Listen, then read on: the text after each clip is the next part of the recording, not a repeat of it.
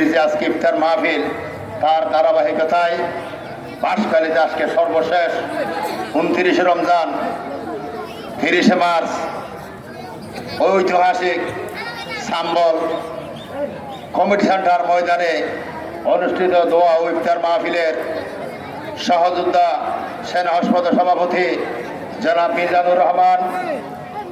আজকের সবার প্রধান আকর্ষণ বাঁশখালী উপজেলা বিএনপির যুগ্ম আহ্বায়ক, চট্টগ্রাম দক্ষিণ জেলা বিএনপির সাবেক সদস্য, সাবেক মন্ত্রী, সাবেক সংসদ আলহাজ জাফর ইসলাম চৌধুরীর সুযোগ উত্তরসূরি জনাব আলহাজ জহিরুল ইসলাম চৌধুরী আলমগীর।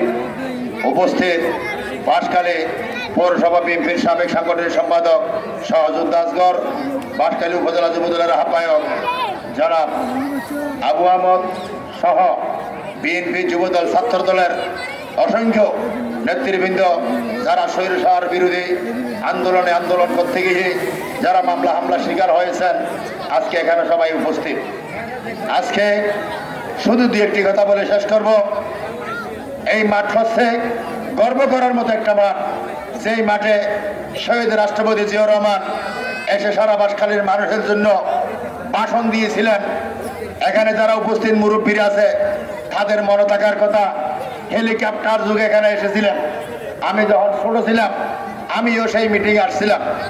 বাঁশখালীতে শহীদ রাষ্ট্রপতি জিয়াউর রহমান 3 বার আগমন হয়েছে। প্রথম হচ্ছে জলদি হাই স্কুলের মাঠ, দ্বিতীয় হচ্ছে সাম্বল কমিটি সেন্টারের মাঠ, তৃতীয় হচ্ছে বাঁশছড়া কমিটি সেন্টারের মাঠ, যেটা আজকে ইউনিয়ন পরিষদ মাঠ বলে ঘোষণা করা হয়।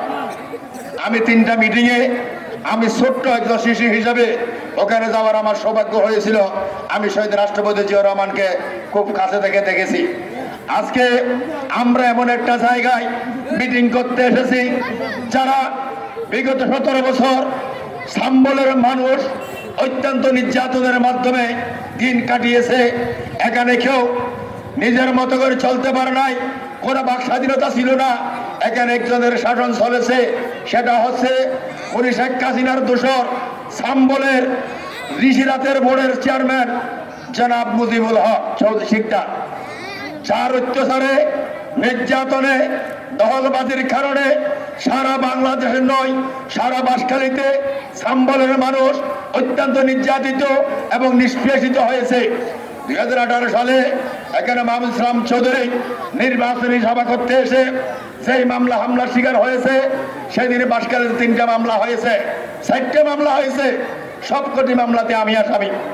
সেদিন মারামারি হয়েছিল আওয়ামী লীগের জাতীয় বাড়ি। আমি কিন্তু জাতীয় বাড়ি করি না, আমি আওয়ামী লীগ করি না। আমি তৎকালীন যখন ঘটনা হয় তখন আমি বাঁশখালী উপজেলা বিএনপির সাধারণ সম্পাদক ছিলাম। কিন্তু অতীব দুঃখের বিষয়, আমাকে সেদিন 4টা মামলাতে আসামি করা হয়। আজকে সাম্বলের মানুষের প্রতি আমরা কৃতজ্ঞ, কারণ সাম্বলের মানুষ বারবার নির্বাচনী পরীক্ষায় বিএনপিকে তাস হিসাবে ব্যবহার হয়েছে। 2001 সালে 2009 সালে বাঁশখালীতে সর্বোচ্চ ভোট দিয়েছে সাম্বলের মানুষ। 2001 সালে 10,000 11,000 প্রায় ভোট দিয়েছিল, 11,000 মনে হয়। 2009 সালে এসেও 10,000 ঊর্ধ্বে ভোট দিয়েছে। সাম্বলের মানুষের প্রতি আমাদের দল, আমাদের জাফর ইসলাম চৌধুরীর ফ্যামিলি, আমরা আপনাদের প্রতি কৃতজ্ঞ। আজকে একটি কথা বলবো, আমাদের দলের আজকে অসংখ্য কর্মী আছে, তাদেরকে অর্গানাইজ করার, মোটিভেট করার কর্মীর নেতার অভাব। আজকে আমার ছোট ভাই সাম্বলে তরুণ তুর্কি জনাব মিজানুর রহমান আজকে নতুন এই দলে বেশি দিন হয় নাই, এসেছে, কাজ করেছে, প্রায় 1 বছর 1.5 বছর থেকে কাজ করে যাচ্ছে। আজকে তার নেতৃত্বে সাম্বলে নতুন করে শুভ সূচনা হয়েছে। আমি সাম্বলের তরুণ প্রজন্মকে অনুরোধ করব, আগামীর বিএনপি তারেক রহমানের নেতৃত্বে ইনশাআল্লাহ আপনারা যদি দোয়া করেন, আল্লাহর রহমতে এই দল যদি নির্বাচন হয় ইনশাআল্লাহ ক্ষমতায় যাবে। আপনারা এই বাঁশখালীর তথা সাম্বলের যদি উন্নয়ন চান, আগামীর বাঁশখালীর কর্ণধার জনাব আলমগীর জহিরুল ইসলাম চৌধুরী আলমগীরের হাতকে শক্তিশালী করবেন। আরেকটি কথা বলবো, আমরা এখানে দেখা যাচ্ছে আমাদের দলের বিগত 2টা মিটিং হয়েছে।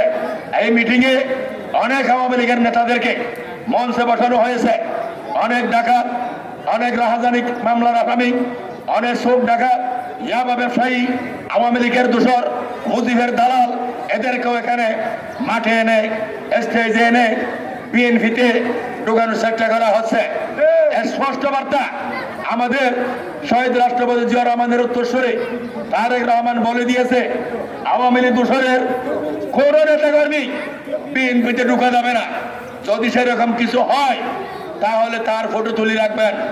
আমরা কেন্দ্রে বলে তাদের বিরুদ্ধে ব্যবস্থা নেব। যতদিন কেন্দ্র থেকে ঘোষণা আসবে না ততদিন অন্য কোন দলের নেতাকর্মীকে বিএনপিতে স্থান দেওয়া হবে না। আপনারা চোর ডাকাত, টাউট বাটপার, মাটি ব্যবসায়ী, গাছ চোর এদেরকে আমাদের দলে স্থান দেবেন না। কারণ এই দলের জন্য আপনারা অনেক কষ্ট করেছেন। সাম্বল ইউনিয়নবাসীকে আজকে সুন্দর অনুষ্ঠান আয়োজন করার জন্য ধন্যবাদ এবং মোবারকবাদ জানিয়ে আগামীকাল ঈদ হবে ইনশাল্লাহ। সকলকে ঈদের অগ্রিম শুভেচ্ছা জানিয়ে সবাইকে বেড়ানোর জন্য দাওয়াত রইল। খোদা হাফেজ। বাংলাদেশ জিন্দাবাদ। দেশ নেত্রী খালেদা জিয়া জিন্দাবাদ। দেশ নায়ক তারেক রহমান জিন্দাবাদ। তারেক রহমান এবং দেশ নেত্রী বেগম খালেদা জিয়ার পক্ষ থেকে সবাইকে ঈদের শুভেচ্ছা। আসসালামু আলাইকুম।